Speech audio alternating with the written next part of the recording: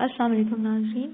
ہر سال کروڑوں افراد کو دل کے دورے کا سامنا ہوتا ہے، جن میں سے لاکھوں کے لیے زندگی کا سفر ختم بھی ہو جاتا ہے. ہارٹ اٹیک کی علامات یا سمٹمز اکثر و بیشتر سینے میں درد یا پھر سینے پر دباؤ، ٹھنڈے پسینے کا آنا اور کمزوری وغیرہ سر فہرست ہے.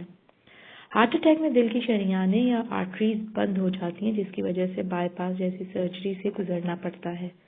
دل کی بند آرٹریز کو کس طرح آپ آسان سے نسخے کی بدولت کھول سکتے ہیں، وہ میں آپ کو آج کی اس ویڈیو میں بتاؤں گی. اس سے پہلے میں آپ سے ریکویسٹ کرنا چاہوں گی کہ اگر آپ نے ابھی تک چینل سبسکرائب نہیں کیا تو پلیز سبسکرائب ضرور کر لیں تاکہ آپ جان سکیں ہر مسئلے کا حل. اس کو بنانے کے لیے آپ کو چاہیے 1 پیالی لیموں کا رس، 1 پیالی ادرک کا رس، لہسن کا رس 1 پیالی اور سرکہ سیب کا لے لیں 1 پیالی. ان چاروں کو ملا کر دھیمی آنچ پر آدھا گھنٹہ آگ پر پکائیں. جب 3 پیالی رہ جائے تو محلول کو ٹھنڈا کر کے ہم وزن شہد ملا دیں. خوب اچھی طرح مکس کر کے صاف بوتل میں بند کر کے روزانہ نہار منہ 3 چمچ کھائیں. انشاءاللہ دل کی شریانیں کھل جائیں گی. صرف 15 دنوں میں ہی آپ کو فرق پڑے گا.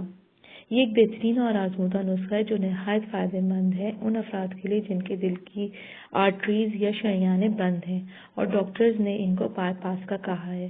شوگر کے مریض اپنے ڈاکٹر سے مشورہ کر کے استعمال کر سکتے ہیں. اس کے ساتھ ساتھ اپنے کھانوں میں فروٹس اور ویجیٹیبل کو شامل رکھیں.